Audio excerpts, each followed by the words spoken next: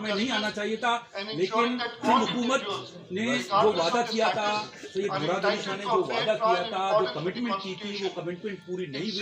और हमें उम्मीद है, हमें यकीन दिलानी कराई जाए कि जान मोहम्मद के कातिलों को किसी भी सूरत में, चाहे वो आसमान में छुपा हुआ, चाहे जमीन के नीचे छुपा हुआ है, सिंध हुकूमत रियासत अगर चाहे तो खुद भी कर सकती है, उसको निकाल के ये सब जरूरी है। और दूसरा सर, असदुद्दीन साफी है, सीनियर साफी है, उसके साथ क्या हो रहा है, सिर्फ हुकूमत अपनी तशवीश से आगाह करे वफाक को।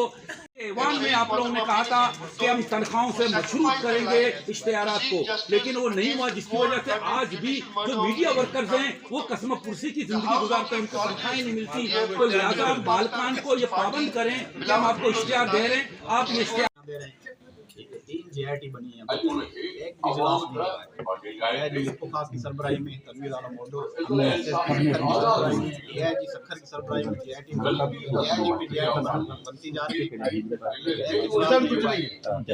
सिक्योरिटी के लिए ट्रांसनेशनल थ्रेट कमेटी में मैटर पड़ा हुआ है,